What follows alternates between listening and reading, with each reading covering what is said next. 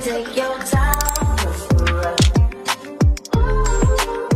I said, baby, I'm a dog, I'm a mutt. She could take your time with love. Hammaga salom. Men Dildora, aktrisa va bloger. Kontent yaratish men uchun faqatgina kasb emas, balki hayot tarzidir.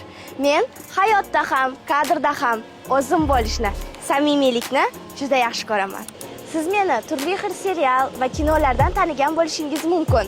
Bu yerda men tushgan seriallarni ko'rishingiz mumkin.